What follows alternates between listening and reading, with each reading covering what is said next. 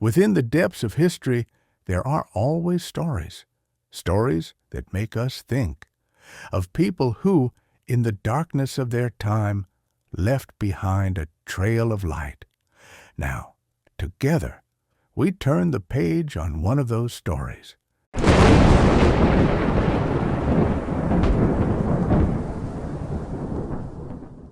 One night, in the war room of a grand palace, the light of monitors shone upon maps spread out on the table.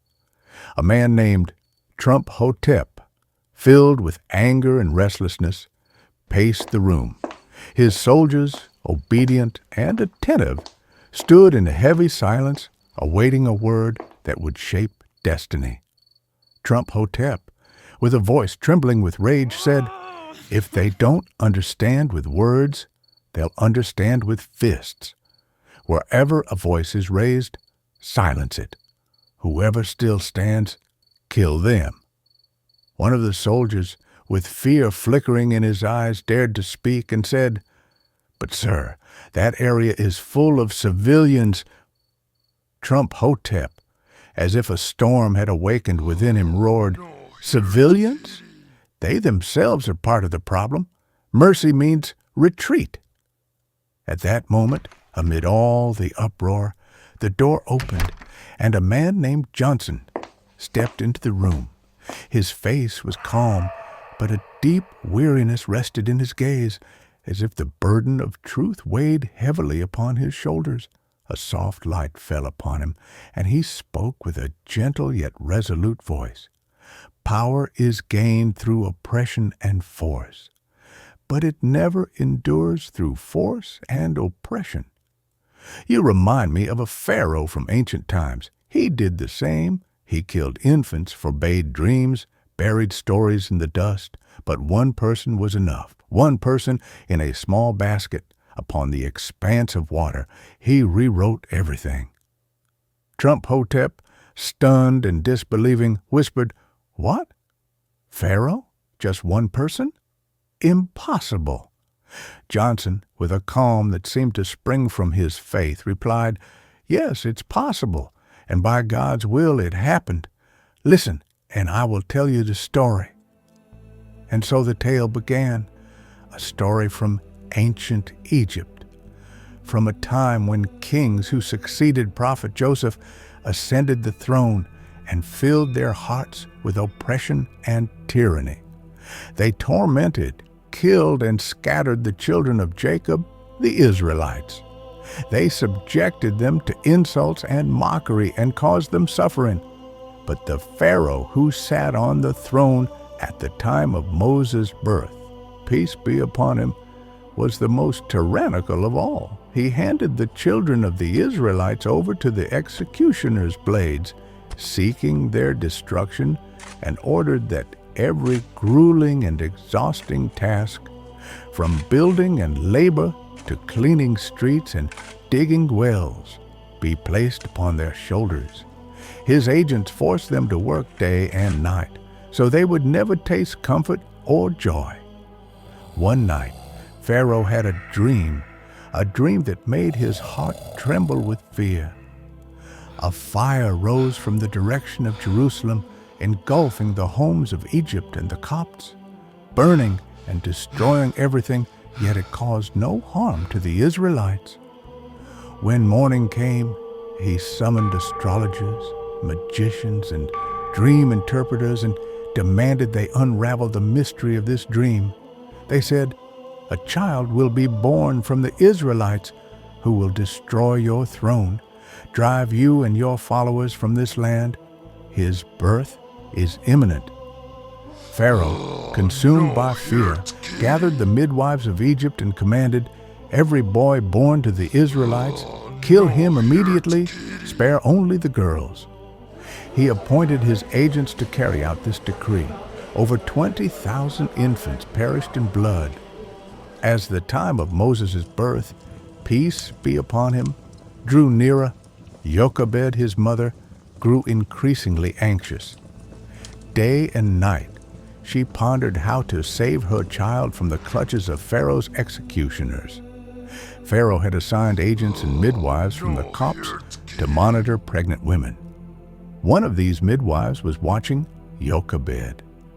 When the pains of labor came, and Moses, peace be upon him, came into the world, a wondrous light radiated from his face. The midwife trembled, and a divine love for that infant took root in her heart as if it illuminated her entire being. The midwife said to Jochebed, "I intended to report this child's birth to the authorities, so the executioners would kill him and I would be rewarded. But the love for this infant has so captured my heart that I cannot bear to see even a single hair harmed on his head. Protect him carefully." She left Jochebed's house, but government spies saw her and inquired about the house. She said, "It's nothing. No child has been born. Don't worry about this house." The agents, suspicious, stormed the house to search it. Moses' sister informed her mother of their arrival. Jochebed, overwhelmed with terror, panicked. Without hesitation, the distraught mother wrapped the infant in cloth and cast him into the oven. The agents entered, saw nothing but the fiery oven, and after a brief search, left the house. Jochebed, her heart filled with anxiety, rushed to the oven and looked at her son. Miraculously, Moses was unharmed. God had made the fire cool and pleasant for him. She brought him out of the oven unharmed, but her heart still could not find peace, fearing the merciless enemy. Every moment she anticipated disaster, for a single cry from the infant could alert the spies. Jochebed sought refuge in God and pleaded for a way of salvation. God, through his inspiration, calmed her and said, "Nurse him, and when you fear for him, cast him into the Nile. Do not fear or grieve, for we will return him to you and make him one of our messengers." Moses, peace be upon him, remained hidden in his mother's embrace for 3 months, and Jochebed nursed him. But when the fear of his secret being exposed grew overwhelming, she resolved to act according to God's command. Secretly, she went to a Coptic carpenter, one of Pharaoh's loyalists, and asked him to build a basket with specific features. The carpenter asked, "What is this basket for?" Jochebed, whose nature abhorred lying, told the truth. "I am from the Israelites. I have a newborn son, and I want to hide him in it." The carpenter, eager for Pharaoh's reward and to serve the oppressors, rushed to the agents to report Moses' birth. But a profound fear seized his heart, and his tongue failed him. He gestured with his hand, but the agents thought he was mocking them, beat him, and drove him away. He tried twice more, but each time the same fear silenced him. Finally, he realized a divine mystery was at work. He built the basket and delivered it to Jochebed. Jochebed, following God's command, placed Moses in the basket and, at dawn, when the shore was deserted, went to the banks of the Nile. She entrusted the basket to the water, and the raging waves of the Nile swiftly carried it away from the shore. She stood by the water as if her heart had been torn from her chest and was drifting on the waves. God inspired her heart, saying, "Do not fear or grieve, for we will return him to you and make him one of our messengers." Had God not calmed her with these words, she would have screamed, and everything would have been exposed. In the war room, a heavy silence had descended. The light from the monitors still shone on the maps spread out on the table, but now all eyes were fixed on Johnson. Trump Hotep, still reeling from the impact of his words, stared at him with eyes full of wonder and curiosity. It was as if the story of Moses and Pharaoh had swirled like a storm in his mind, challenging all his beliefs. he whispered. You mean a baby? A basket? And then what happened? Johnson, with that deep calm that seemed to rise from the depths of his being, smiled and said, Be patient. The story continues. But tonight, this is where it ends. Trump Hotep, whose anger and restlessness had now given way to a thirst for knowledge, said in a voice tinged with a hint of pleading, No, you have to tell me. What happened next? That baby, Moses. What did he do? Johnson gently shook his head and replied, Stories hold value when they are heard with the heart, not in haste. You're still caught in the fever of war. If you want to hear the rest, you must give something in return. Trump Hotep, whose curiosity had now overcome his pride, asked, What? What do you want?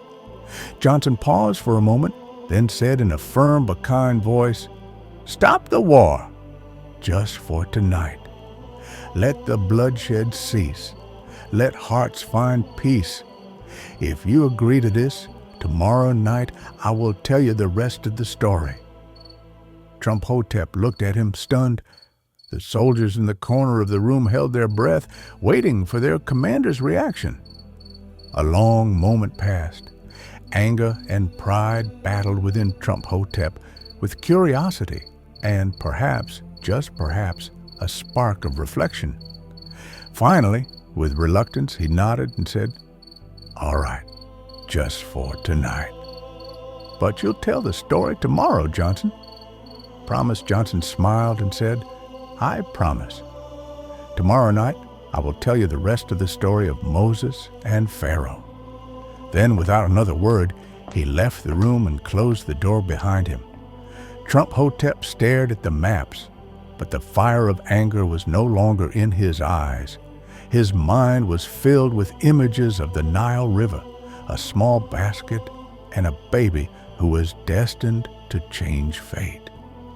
In anticipation of tomorrow, for the first time in a long while, he ordered the military operations to be halted until dawn. And in the silence of the war room, the unfinished story echoed in his heart. Hey, thanks a lot for sticking with us. If you liked the story, hit that subscribe button. And yeah, feel free to share it with your friends too. Drop a comment. We really want to hear what you think. Catch you in the next episode.